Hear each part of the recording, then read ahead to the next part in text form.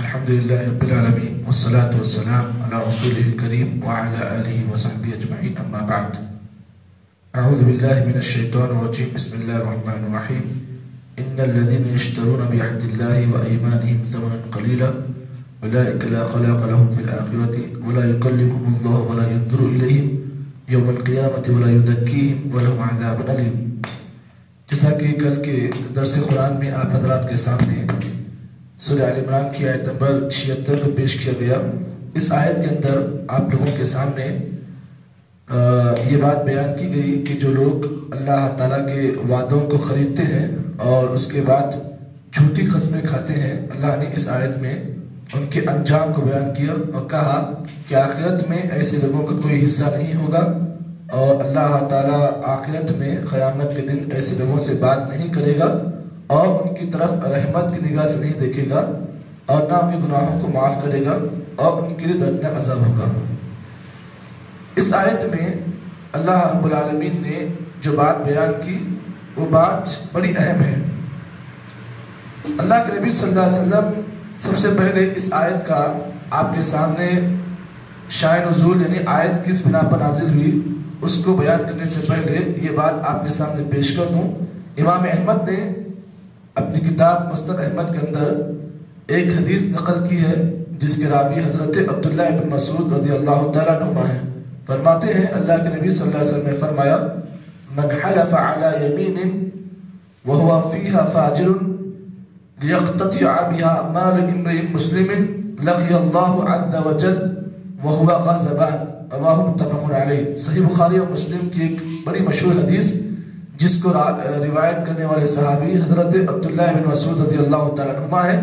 اللہ کے نبی نے فرمایا کہ جو کوئی آدمی کوئی جھوٹی قسم کھائے اور اس جھوٹی قسم کو کھانے میں وہ آدمی ذرا برابر شرم محسوس نہ کرے بلکہ گناہ اس آدمی کے اندر جھوٹی قسم کھانے کا پایا جائے اور وہ آدمی اس جھوٹی قسم کے ذریعے سے اپنے مسلمان بھائی کے مال کو ناحق طور پر کھانے کی ناحق طور پر اپنے مسلمان بھائی کے مال کو کھانے کی اس کے اندر عادت ہے اور وہ آدمی جھوٹی قسم کھا رہا ہے.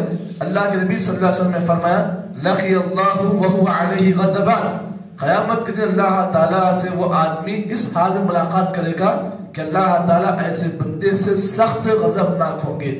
اس حدیث سے یہ بات معلوم ہوئی کہ اگر کوئی آدمی دنیا میں کوئی چیز اپنے کسی مسلمان بھائی کو بیچتا ہے، کوئی چیز چاہے وہ ٹماٹے ہو چاہے وہ بڑی سی بڑی چیز ہو، اگر اپنے کسی مسلمان بھائی کو کوئی چیز بیچ رہا ہے لیکن اس چیز کے بیچنے کے واسطے وہ آدمی حالانکہ وہ چیز اتنی صحیح نہیں ہے لیکن وہ آدمی اپنے مسلمان بھائی کو دھوکہ دینے کی غرض سے اگر وہ آدمی جھوٹی قسم کھا کر اپنی چیز کو بیچتا ہے، اللہ کے نبی نے فرمایا کہ ایسا شخص قیامت کے دن اللہ تعالیٰ سے اس حالت میں ملاقات کرے گا کہ اللہ تعالیٰ اس پر سخت غضبناک ہوں گے.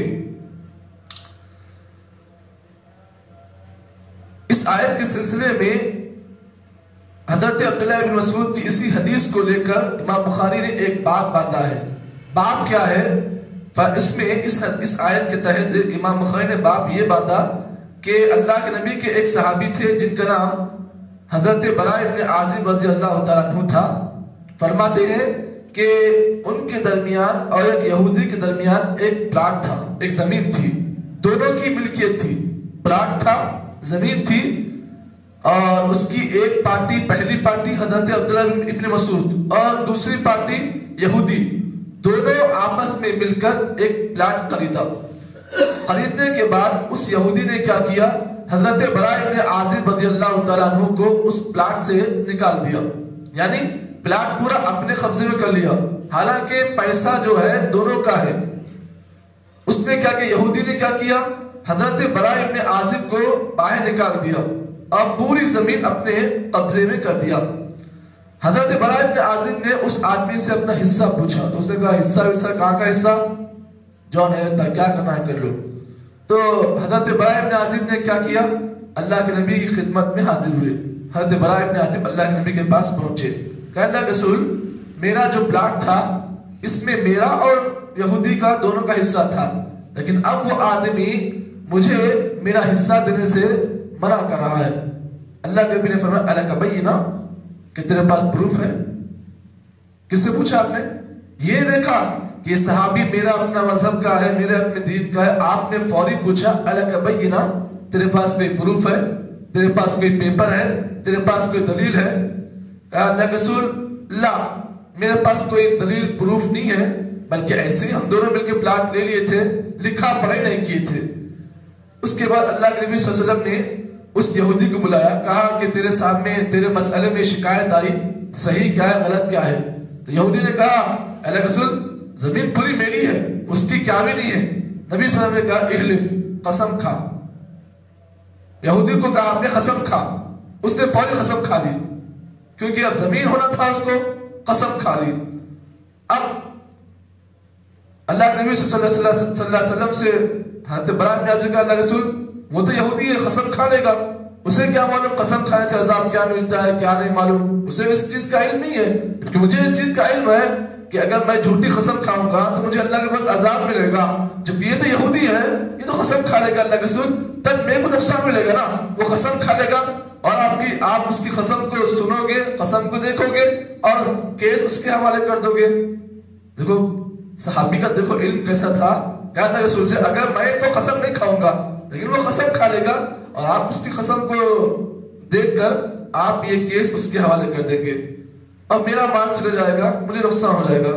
اللہ رب العالمین نے اسی موقع پر یہ آیت کریمہ نازل کی، فانزل اللہ تعالیٰ حدیث آیا، یہ واقعہ چل رہا تھا، یہ بحث چل رہی تھی، اللہ نے اسی موقع پر نبی صلی اللہ علیہ وسلم پر یہ آیت کریمہ نازل ہوئی۔ اس کے بعد اللہ کے نبی صلی اللہ علیہ وسلم نے اس آیت کو پڑھا، یہودی کے سامنے پڑھا، حضرت براء بن عازب کے سامنے پڑھا، تو آپ جانتے ہیں تاریخ کے الفاظ لکھیے، جب یہودی کے سامنے آپ نے اس آیت کریمہ کو پڑھا تو یہودی نے اپنی قسم کو واپس لے لی۔ اس آیت میں جو عذاب بیان کیا گیا ہے نا، یہودی قرآن جانتا تھا، قرآن سے اسے لگاؤ تھا، جیسے اللہ کے نبی صلی اللہ علیہ وسلم نے قسم کھانے کا حکم دیا، قسم تو کھا لیا، لیکن آیت ابھی نازل نہیں ہوئی تھی، فوری اللہ نے آیت کریمہ نازل کی، اللہ کے نبی پر نازل کی، اور یہ آیت نازل ہونی تھی۔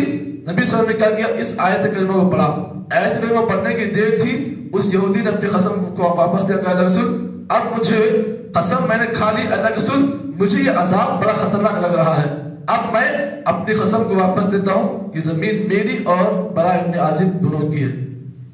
پتہ یہ چلا یہ آیت کریمہ اسی مناسبت سے نازل ہوئی۔ اللہ تعالیٰ نے اس آیت کریمہ میں تقریباً 4 یا 5 اللہ نے عذابات کو بیان کیا اس آدمی کے لیے جو جھوٹی قسم کھاتا ہے۔ تو پتہ یہ چلا یہ آیت کریمہ کا شائع نزول یہ واقعہ ہے جو میں نے آپ کے سامنے پیش کیا ہے۔ اللہ تعالیٰ سے دعا ہے کہ اللہ تعالیٰ مجھ کو اور آپ کو اس آیت کریمہ میں جتنی باتیں بتائی گئی ہیں اللہ تعالیٰ تمام باتوں کے مطابق زندگی میں عمل کرنے کی توفیق عطا فرمائے۔ سبحان اللہ بحمدہ، سبحانک اللہم وبحمدک، نشہد ان لا الہ الا انت،